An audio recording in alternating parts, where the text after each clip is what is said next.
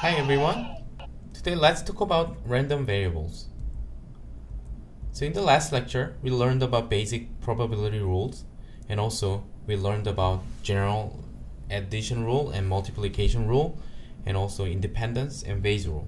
So what is it? Random variables? When its values are based on the outcome of random event, we call it random variables. Because it's related to the outcome of a random event, it is related to probability. And we denote random variables using a capital letter like X. If we can list all the outcomes, it's a discrete random variables. Otherwise, it's a continuous random variables. So in this case, the variables are categorical variable. In this case, it's continuous variable. Let's take a look at an example of an insurance company. So there is a possible outcomes, death, disability, and neither. And this is payout. And there is a probability. They need to know the expected value to decide the insurance fee. So each year, the probability of death is 1 out of every 1,000 people.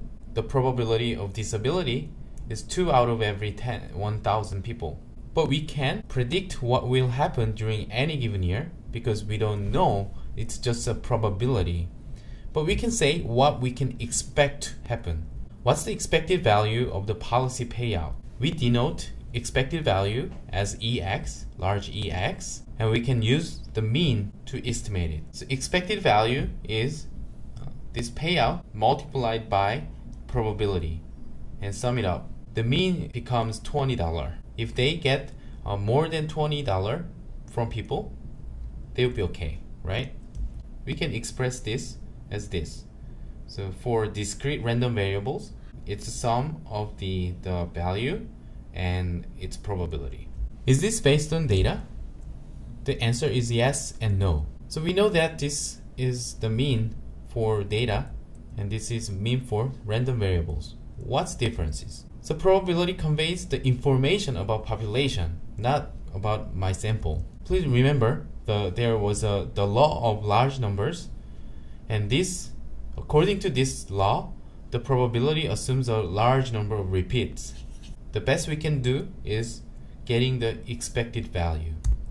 So we might want to know how spread my expectation should be. So there could be some standard deviation. So this is really about the uncertainty about my expectation. And similar to the data case, we first calculate deviation from the mean and square it. Again, this is an example of insurance company. And given that we got the mean as $20, we can subtract this from these payouts and then multiply it by probability and get the sum of that. This is the variance of the random variable, and its square root is standard deviation, and we can express this with these equations. So there are some more equations that you might want to know about the random variables. We want to manipulate our random variables, like shifting and combining random variables.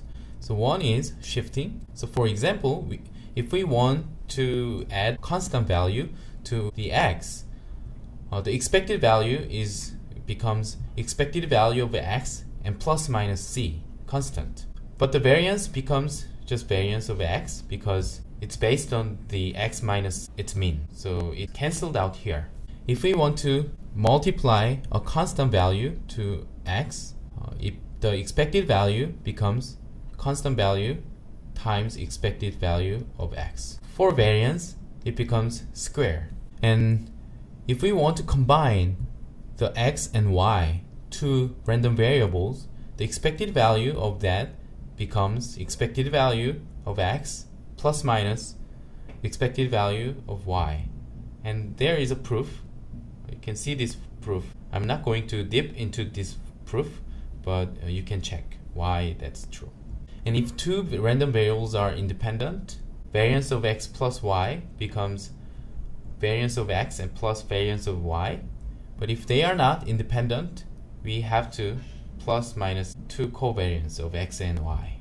But what's the covariance? So we need to know what the covariance is to understand the previous equation. So remember the correlation between two variables from a previous chapter. Now we care about correlation between two random variables.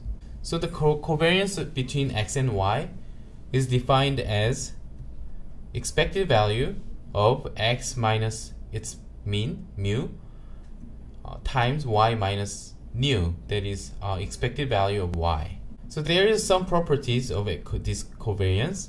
So covariance doesn't have any order, so x and y, it can be switched to y and x. And covariance of x and x is variance of x. It's the same. Why? It's because our variance of x is like that, and then this can be expressed like x minus mu and x minus mu, right? And then this is covariance of x and x. So basically, the covariance really means that, so how x and y covary. And covariance of cx and dy, so if we multiply x and y with a constant value, that's CD covariance of x and y. So for any constants c and d. And covariance of x and y equals expected value of x times y minus mu and nu. And there is a proof. So as you can see, covariance of x and y expressed like this, and then do some math, and it becomes this. So these are cancelled out, and then one thing just left. So it becomes like this. And if x and y are independent, covariance of x and y becomes 0. But the converse is not always true. So this is because covariance of x and y is this, as we just said. And then if x and y are independent, this is same with this, because they don't influence each other. Therefore, this subtract this equals 0. And variance of x plus minus y becomes variance of x and variance of y, and plus minus 2 covariance of xy. Why is that the case? So variance of x plus y it can be expressed like this, and then it's same with this, and then it can be this. So it's easy. So as we learned in correlation previously, so the correlation really wants to remove the unit from the covariance. We can define correlation with covariance of x and y, but this has a unit information in it. So we divide this covariance with standard deviation of x and standard deviation of y. By doing this, we are really looking at the total variance and shared variance. Shared variance is really high and similar to the total variance. It means that x and y are totally related to each other. If the shared variance, covariance between x and y is smaller, much smaller than total variance, we can say they are not related. So correlation becomes low. And the properties of the correlation is really same with the previous slide. Okay, that's it for today's lecture. And in the class, we are gonna talk more about random variables, and we can actually calculate some numbers. And don't forget to do the quiz. Thanks, and see you in the class. Bye.